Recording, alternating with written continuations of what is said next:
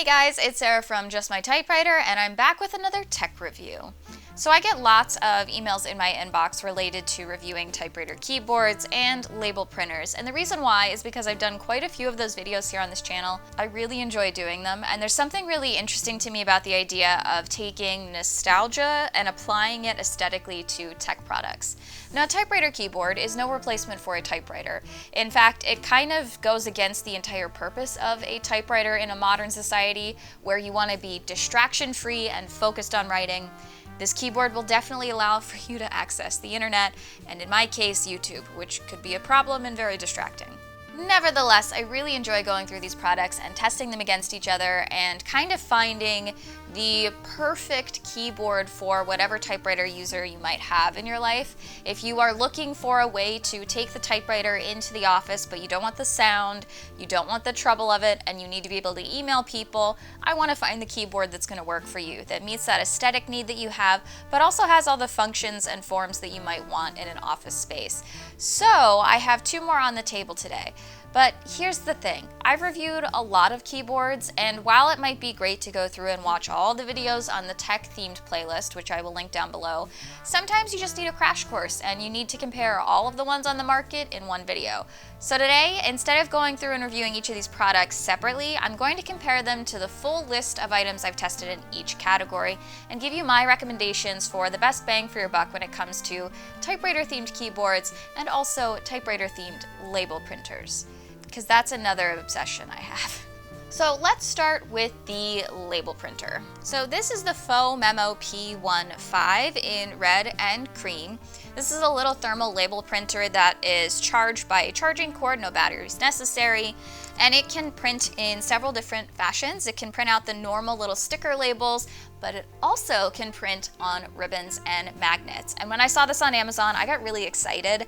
I have messed around with label printers for the last few years when it comes to typewriter-themed tech. I think it's really cool to have them look like a typewriter, and I've had some success with some of them. So when I saw this one at the price point of about $50 and found out that it could print on both ribbon and on magnets, I was pretty excited to try it out. So I messaged the brand, and they did not respond to me, and then I emailed them on their website and they told me I could buy it myself if I was really that interested. So I kind of thought that I was just going to have to bite the bullet and buy it myself and invest the $50. But then they had a giveaway on their Instagram of one of their label printers for free, and I entered, and I won. Now, is it convenient that I asked for a PR sample and then won a free label printer which would be featured in a video? Maybe. Now, the other thing that I had to do after ordering this printer, I wanted to see if it came with any of the label cartridges. It comes with one sample label printer cartridge in it, so I did have to go online and purchase a few other ones. And I wanted to test some of the ones online because it prints on ribbon and magnet, and I thought that'd be really cool to try out. So I ordered some more cartridges. Now, these fit into the label printer. They do not fit into any other label printers or other brands of label printers. That is a problem I've had with quite a few of the label printers I've tried before, especially these typewriter themed ones. The insides are not usually transferable, and this can get expensive. So you get a 2-pack of whatever label printer insert you want for $20. I thought it was only going to be one, but I did get 2 per pack, so it's kind of like $10 per label pack. I got both the navy ribbon with gold ink and the magnet. I wanted to try both of these. Now, there's a few things I noticed on this one. It looks really similar to some of the other ones I've tried before, and a lot of the functions are very similar. It's got a power button on the front as well as a date button and a questions button. This is very similar to the MakeID D7, which I'll talk about in a minute. It also has the open flip top, where you can put in your ribbon cartridge or your label printing cartridge. This is not spring-loaded like it is on some of the top-loading label printers. Instead, your carriage return lever acts as your slicer for whatever you are label printing. So label comes out and you can cut it to the correct size. This also operates through Bluetooth and works with apps on your phone or devices. Now, when I first got the label printer, I went to the App Store and downloaded the app with the same brand name and the same logo on it. Turns out you need to use a different app to use this specific version of the printer. So I had to go back into the App Store and download their master printing version of the app in order to link it to this device. There are a few things I noticed in the app that I wanted to try out. First of all, I wanted to try the different label types, but I also wanted to look at the fonts to see if they had any typewriter themed label fonts, as well as looking into their pictures option. You can print pictures on these labels.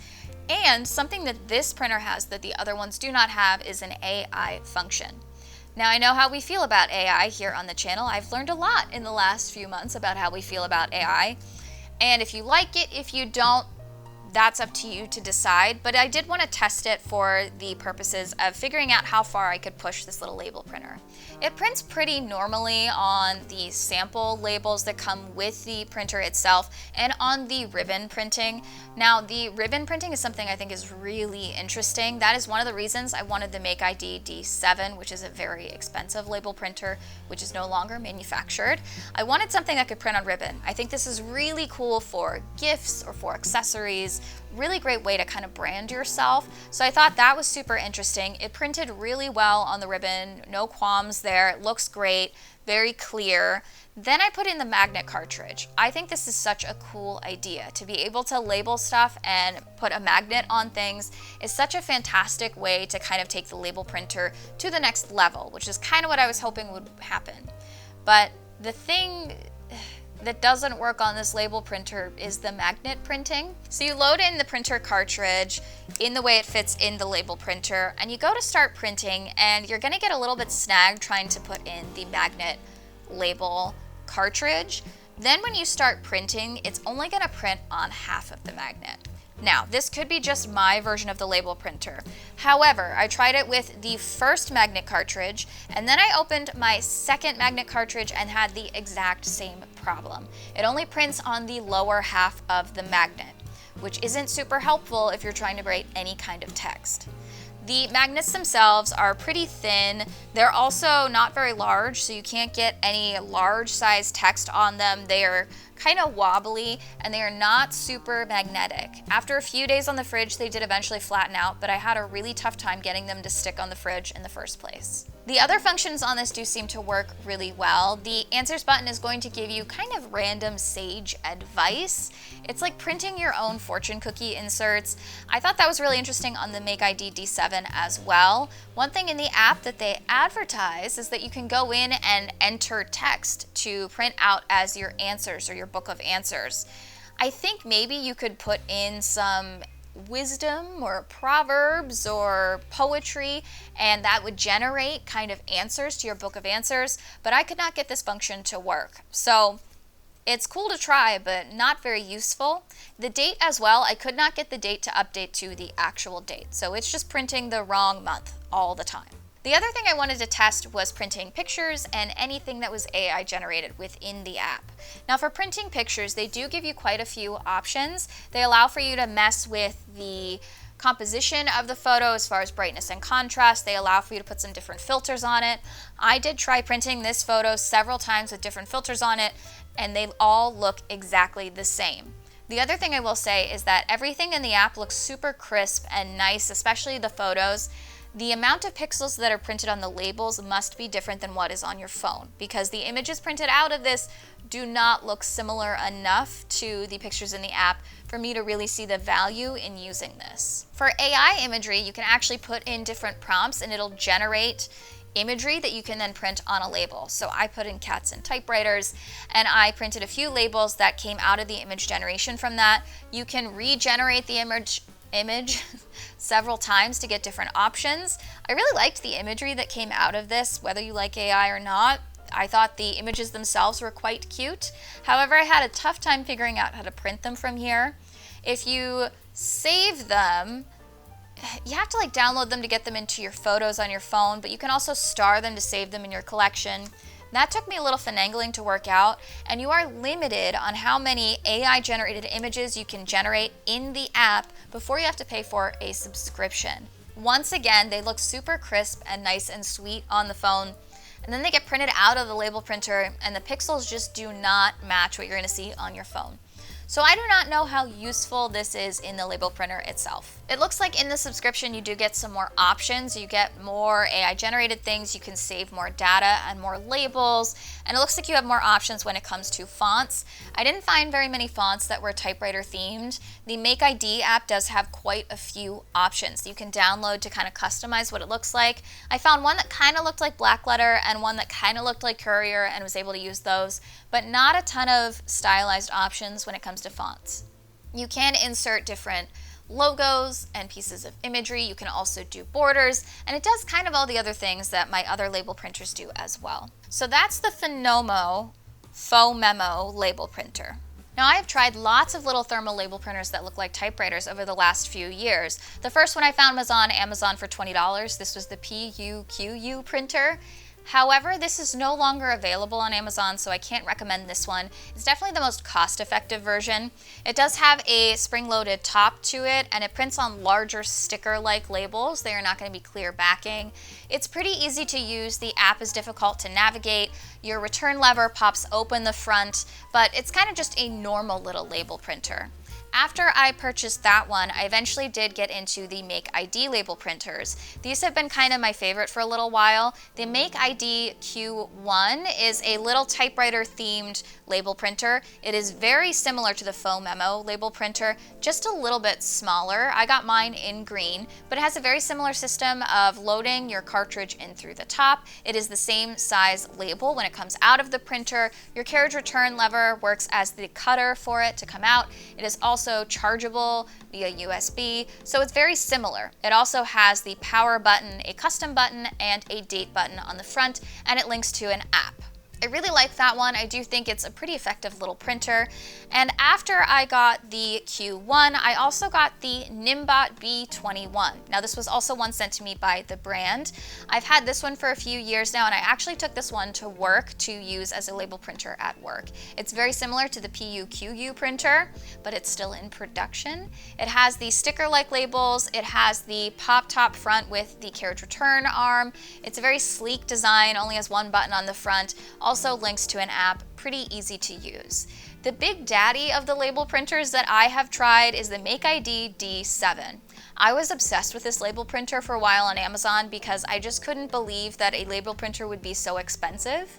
And when I got it, it was the heaviest label printer I've ever used. Now the big selling point for me on the D7 was the printing on ribbon. It had red and gold ribbons that you could print on, and I thought that was just the coolest thing I had ever seen in one of these label printers. But the price definitely reflected that. I think it was originally listed for over $100. By the time I bought it, it was $60, and they are no longer manufacturing them, so that's no longer on the market. The big problem with the D7, even if you have the D7 now, is that you cannot buy new cartridges for it. They are not manufacturing them. I messaged the brand, they don't have any. I messaged Amazon, they don't have any.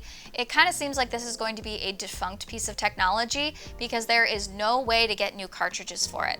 And they do have readers on them and a computer chip on them to recognize the label in there. So it's just not going to be a long-term sustainable label printer option. I do like the design of all of these. I think of them, the D7 looks the most like a typewriter, but I do think that the Q1 and this one, the P15, both look like typewriters. I really love the function of the carriage return arm as a cutter for the labels. And if you are someone who's into organization, I do think that these can be useful tools. So I think if you were going to purchase a typewriter themed label printer and you didn't want to do a brother label printer, which honestly is a very good option when it comes to the amount of fonts you get to try, it just doesn't look like a typewriter, and you don't want to get one of those old school Dymo like press in label printers, these can be good thermal label printer options. I think that the Nimbot B303 is a really great label printer. It's held up really well for me. It's good for stickers, but if you need the thin, clear back labels that you can then put on things for organization, I think that the MakeID Q1 is a really great option, as well as this Phomemo P15. So many letters and numbers. The PUQU is no longer available, and neither is the D7, so I can't recommend those. I also think the D7 was just too expensive for its time, but if you wanted the D7 for its ribbon printing capabilities, the Phomemo has that. So I can't recommend it for the magnet because it's just not it doesn't work. It's not a good idea. Hopefully that's helpful. Okay. Let's talk keyboards. Is that blinding you? Hopefully not. I have done a lot of typewriter keyboard themed videos on this channel before. I love the idea of this. I am the kind of person who does not like to use my typewriter in public. It's too loud and I don't like being stared at. I'm just not the person who's going to take my typewriter into a coffee shop.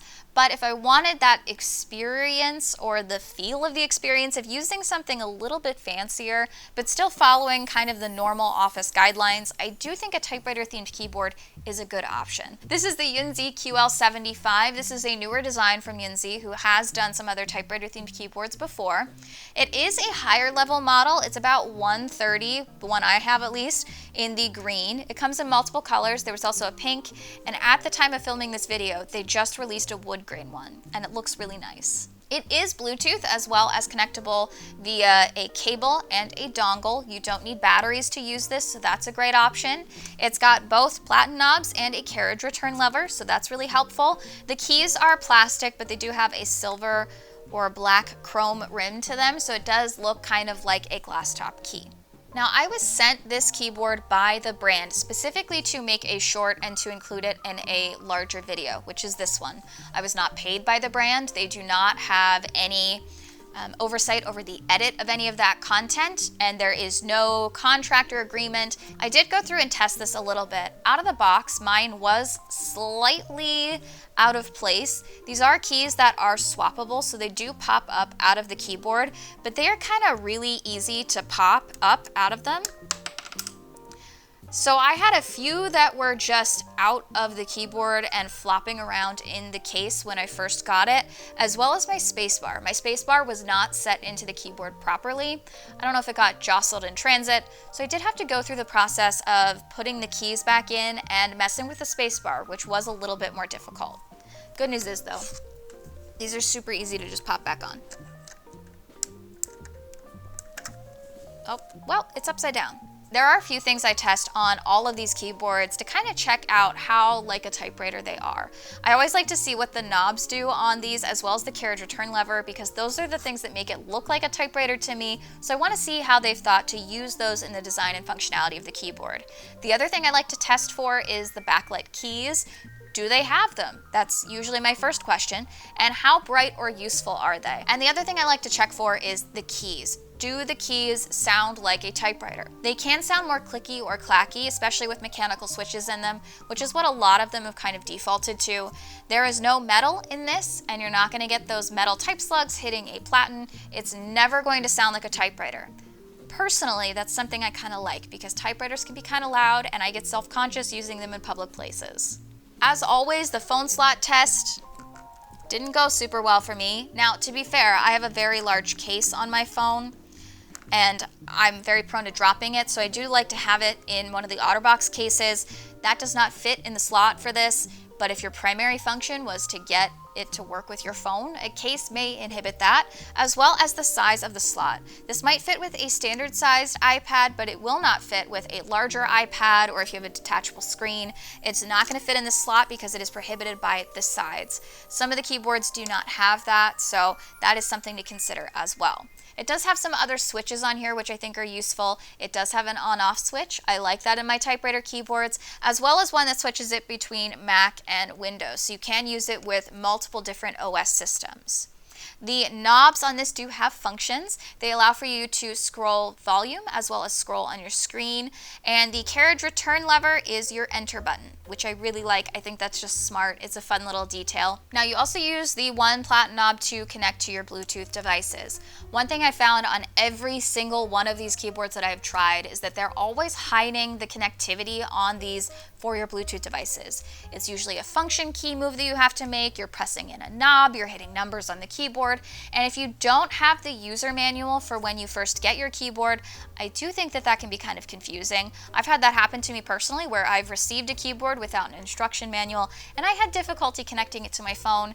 Some connect better than others. That's why I personally like to have the wired connection, the USB-C or USB, because I like to use these with desktops to replace my normal keyboards. So this does at least have that, as well as the dongle Bluetooth option, so you can plug it into a laptop and still use your keyboard. Oh, it does have backlit keys. However, they are not very bright. Now, when I did the testing of this for the YouTube short and the reel on Instagram, you can't see them at all, and that's as bright as they go. There is no changing the brightness of them to be brighter. However, when I was working in my office while working on the script for this, they did seem a little bit brighter, especially when I was over top of them and in a dimmer room. It doesn't have a number pad. If you are into mechanical keyboards specifically for gaming, I know people want that. This does not have that. It does have some arrow keys on it, but if you want that number pad, it's not on this one. A lot of the Bluetooth typewriter companies I've looked at before do sell accessories that are that number pad that you can also connect or USB in, but it's not on the keyboard itself. So that is the Yunzii, not Yunzini, it's not zucchini, the Yunzii QL75. It is very Art Deco themed in all of its packaging. The ad campaigns look that way as well.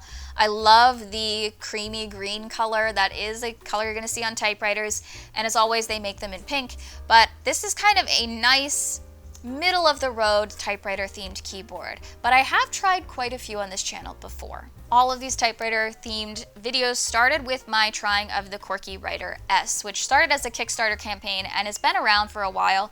For me, this is the origin point of a lot of typewriter themed keyboards. The Qwerkywriter S is now listed around $200 on Amazon, and it's their more standard model. Qwerkywriter has done some other versions of this keyboard as well since. When I first tried it, I had a lot of difficulty trying to pair it with Bluetooth, but it did also come with a USB cable so I could plug it into my laptop or into a desktop. It did not have backlit keys, and that always really bothered me, but it did have some red keys on the keyboard which look kind of like a typewriter keyboard. The knobs also have functions. They can scroll and do volume. Your carriage return lever is your enter button, and it also had an on-off switch. I really like having an on-off switch on these keyboards. On some of them, you can't even tell when they're on or not. I like knowing that I can turn something on or turn it off. Maybe that's just the manual typewriter user in myself, but I like having actual clicky-clacky keys to do that. The paper tray on it did not fit my phone, but it is a little bit longer. So if you have a larger device, it is not enclosed on the top, and you should be able to fit that in there, and it'll just go off the sides. This again is a really nice option. It's kind of the starter of the higher end typewriter themed keyboards. It is mechanical as well, and it's got the original switches on it. So that is a good kind of starter of the typewriter themed keyboards. But they've also released some other versions, including the Qwerkywriter 10-year anniversary version of the keyboard, which I got to try in a YouTube short as well, and I'll link that down below. I was also sent this keyboard by the brand. They wanted me to make a short for their promotional campaign. I really like this version of the Qwerkywriter as well, and I did give it away in a previous video. I love the black chrome design to it. It is a little bit more sleek looking, but it has a lot of the same features that the original Qwerkywriter S had. You can swap out the entire switch out of the body of that keyboard. That's their big selling point on that one. It only comes in the one color, so if you're looking for something a little bit more festive, it only comes in that black color.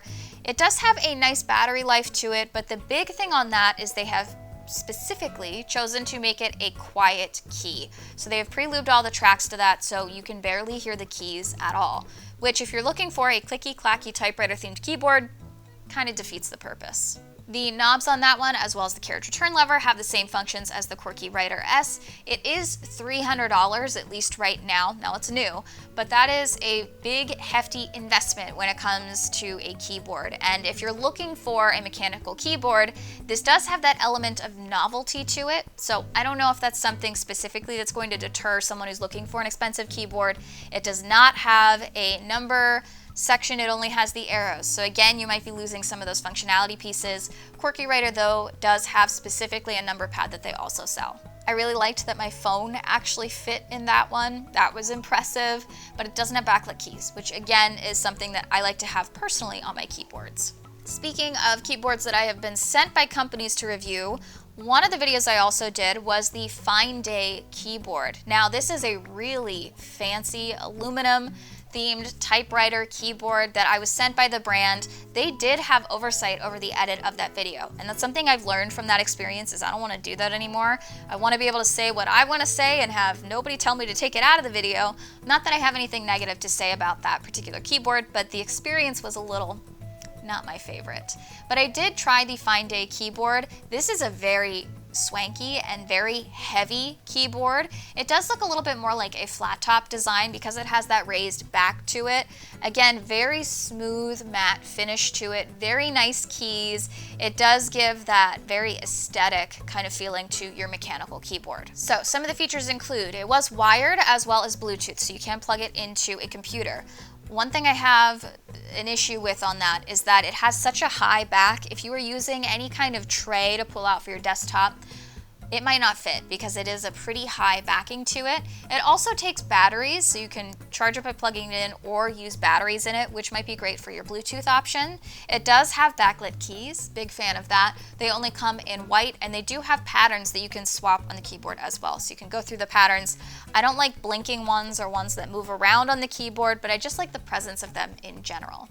They do laser cut the letters into the keys themselves so that they don't wipe away. I think that's a really cool feature on those, so that's something in that keyboard as well. It does not have a power button, but it does go to sleep after 20 minutes and shuts down after an hour.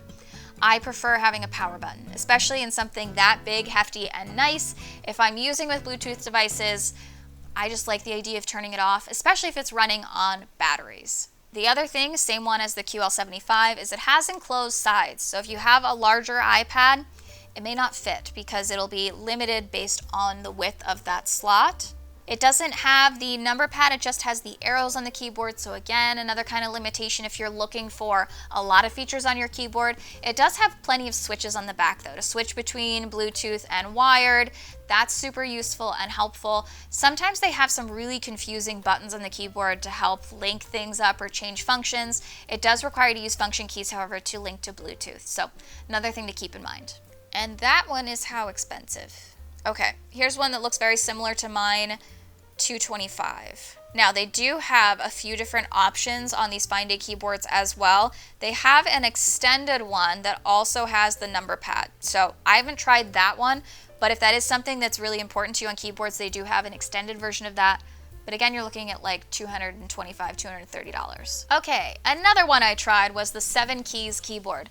Now I was really excited about this one. Now I was sent this by the brand as well, but they had no place over my edit. They didn't tell me what to say. They just sent it to me to try in a video. The base of it looked very similar to the ones on Amazon that I know were drop shipped, but the back section of it was really kind of different. It had a removable paper tray wire to it, which I thought was interesting, like a phone stand, so you could sit it up or sit it down. The return lever was also removable, but some of the features were just a little bit different on this keyboard than some of the other ones I've tried previously. It is a much flatter design, especially compared to something like the Fineday, which has a very high pitch to the keyboard. I prefer a flatter design to my keyboards, so that seemed to work out well for me. I also think if you're trying to put it in a keyboard tray, you could take out that paper tray and it would probably fit height-wise into some sort of, what is it called, keyboard tray. It did have replaceable keys, no number pad, but again, arrows. The keys are also backlit, which again, I like, and they change colors too. The weird thing was that the carriage return lever switched your light patterns. Instead of being enter, it was for light patterns. I don't know if that's the best use of a carriage return lever. The knobs also had functions on that as well. That is something you could plug into a computer or use for Bluetooth. So again, a pretty standard, this is what I expect out of a Bluetooth keyboard, and it was nice and weighty, especially compared to this one. I think it was a little heavier than this. It's a good option, and that one is listed currently for about $97, $98 on Amazon. They do have some other variations of that. What did you do? Are you fighting in the litter box? They do have some other versions of that as well that do look more like that very normal drop-shipped typewriter keyboard, but I liked this one with a little bit of a funkier design to it. Speaking of the highly duped typewriter themed keyboard, I have looked at these before and I've never purchased one of the ones that look like the drop-shipped ones until I tried the Tiaiahiro keyboard. And now this was a requested review by someone in my comments to see if it would be a good typewriter keyboard. I did try it, but I never put it in a main solo video. This was actually hidden in my behind the scenes video because I tried both the Tiaiahiro more expensive version of the keyboard and also one of their cheaper versions of the keyboard. So the drop shipped one, the wood grain one, is about $60 on Amazon. It is kind of comparable to the 7 keys version of this. It does have the platen knobs as well as the return lever. It has backlit keys. It has some more switches for those. There is a switch between Bluetooth and USB, as well as your on-off switch on the back for your lights, which is a nice touch. No number pad, but arrows on it. Anytime you add the number pad, your keyboard price does go up. So I can see why they might not have it on the base version. It is just slightly smaller than the 7 keys, but again, that paper tray didn't fit my phone, but it does fit larger devices. It is more open on the sides. So again, a very good option, comparable to 7 keys, not nearly as fancy as something like a Qwerkywriter or a Fineday keyboard, but a good middle of the road and much more affordable version of the keyboard. But I also tried their cheaper version, and this little Tiaiahiro was more of the chocolate button key version of typewriter keyboards that I've tried before as well, and this one was $30. So the cheaper versions of these, and you're going to see a lot of these labeled as typewriter themed keyboards, but they're not really. These have a different key style to them. They are not mechanical keyboards in the same way that all the previous versions have been. They've got a circular key to them. They usually come in a variety of colors because they're a little bit more novelty, and they're usually a little bit of a cheaper design. Most of these are not wired in addition to being Bluetooth, so this one is not. It is just a Bluetooth keyboard. It does have platen knobs on it, but they are very tiny, and they are for switching between Bluetooth devices. It doesn't have a carriage return lever. It does have a paper tray on it, again very thin but semi-open sides, which is useful. No backlit keys on any of these either, so that's not an option. It's kind of what you expect for a $30 keyboard. It is nowhere near the quality of some of the other ones that are double the price or, quadruple the price. However, a lot of these cheaper versions of the keyboards will have a number pad on them, and this one did. So if that is something that is really important to you and you don't mind so much about the aesthetic looking just like a typewriter, that's a good option. There are some other versions of the chocolate button key keyboards on here. I have tried much cheaper versions than this online. I tried one from Five Below before, and it really wasn't that bad. It was kind of comparable to the Tiaiahiro. Again, no wired connection, Bluetooth only, runs on batteries, very plasticky. It did at least have some platen knobs on it, but no carriage return lever, no backlit keys. But it was only $10 from Five Below, and it still is listed on the internet. I also tried a wired only version, again, a cheaper version. It's like $30 now, but when I bought it on Amazon Prime Day, it was $10. Wired only, no Bluetooth, no backlit keys. You can get more of a number pad on this one as well. It didn't have platen knobs, but you can kind of adjust brightness and volume using function keys on your keyboard. Those chocolate button style keys, and again, coming in a variety of colors, but not really typewriter themed in itself. I will say I took this one into work thinking that it would be a good option. Plugged it into my desktop, I used it for a semester, and then I removed it and replaced it with something else. The sound was not enough like a mechanical keyboard to really sound like a mechanical keyboard, and it just was too loud and the buttons were too close together. I would mistype a lot using that keyboard specifically. Similarly, I also tried another Yunzii product. I tried the Yunzii B303 keyboard a few years ago. I did get this as an Amazon open box, so mine was slightly damaged when I got it. It was missing the user manual, which kind of set me back a little bit. Instead of using the knobs for any kind of functionality, they used it to flip up the back feet, which was a strange choice, but they didn't have any other functionality. Bluetooth only, non-wired, it does use batteries, no backlit keys, kind of bare bones and basic, very lightweight. You get what you pay for here. They are still listed for $47 on Amazon, but it is comparable, at least functionality-wise, to the wired Knowsqt or the $10 one from Five Below. And at the bottom of the list, is the keyboard that I destroyed in my Royal Road Test video, which was like $15 on Amazon.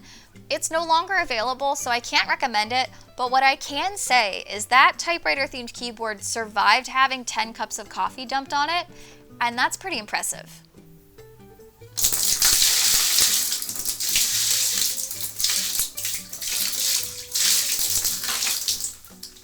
How it still worked after this, I don't know. Now, after I threw it out of a car, well, I couldn't even test it because I didn't have all the keys.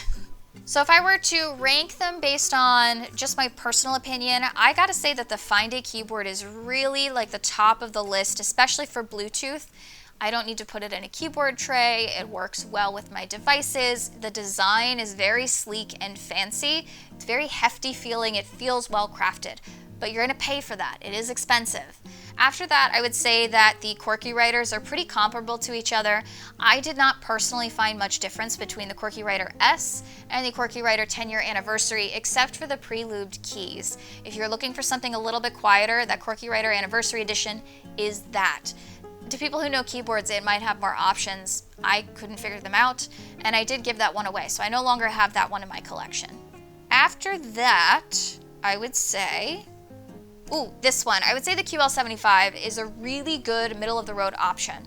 It is $130. That is expensive. I would wait until it gets a little bit cheaper. But if you are looking for something that still has the functionality of some of those more expensive $200, $300 ones, but is a little bit lightweight and you're not going to worry about breaking it as much and it being as big of a cost, the QL75 is a really good option. I like it better than the Yunzii B303 version I tried from them. I think the functions of it are just much better.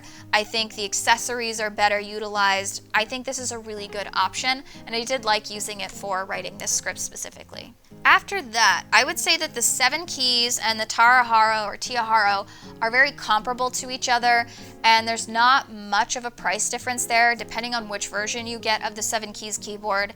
I think the 7 keys keyboard is just a great middle-of-the-road option as well. If you are not interested in the candy-coated, colorful version of these and you want that open tray back, the 7 keys option is a great one. It's wood grain, holds up really well, and I enjoy that typewriter keyboard quite a bit. So that's a really great option. The Tiaiahiro is drop shipped, so you could probably get it from any one of the suppliers. Again, a good middle of the road, $60, $70 keyboard. It's a good option. If you're gonna get into like the chocolate buttony ones, I think they're all very similar and they all lack the functions of some of these better keyboards and more expensive keyboards. I'd say the Tiaiahiro at $30 is a good option, Bluetooth only. If you want a wired version, I cannot recommend the Knowsqt because I hated using it and got rid of it. So I don't recommend that one, but I'm sure you can find other versions that would work with your devices. I would say that the other Yunzii product I tried, the B303, is pretty comparable or similar to the Five Below typewriter keyboard I tried, and the Five Below one was 10 bucks, so, you know, pay what you want for that. And even before the Knowsqt keyboard, I would put the one that I destroyed that is no longer available, but I can't recommend that. I'm just so impressed that it held up so well. So that would be my ranking of the keyboards. Again, I was sent this one by the brand, but I don't think that that makes me like it better than other ones. I just think it's a good middle-of-the-road option. It's not as expensive as the Fineday, but it is not as novelty as some of the cheap ones you're gonna find on Amazon. It's a good little solid plastic thing that types. All of the links to these keyboards and label printers are in the description below if you want to check those out. You know what I totally forgot to mention in all of these keyboards is what they sound like. So here are a ton of sound comparisons of all of the ones I've mentioned.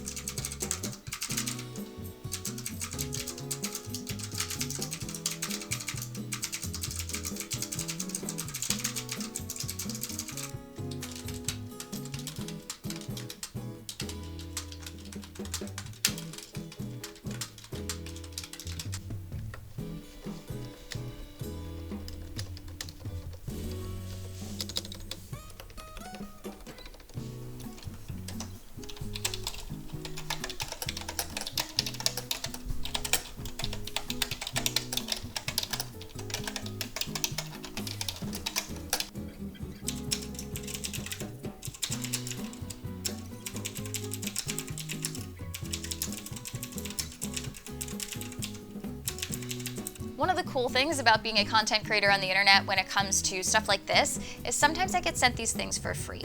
And when I get sent stuff for free, it also means I get the opportunity to give it to you guys for free. So I'm going to be giving away a typewriter keyboard from my collection and a typewriter label printer from my collection. So I'm going to put all of this stuff and all the info for a giveaway in the link in the description.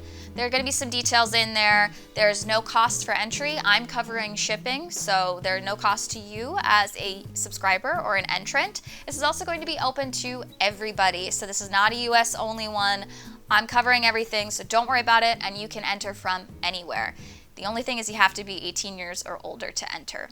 So if you're interested in entering for the giveaway, all the details are in the description below. If you're interested in more typewriter content, there are some more videos on this YouTube channel as well as on my Instagram at just.my.typewriter. And thank you all so much for watching, and remind you, you're just my typewriter.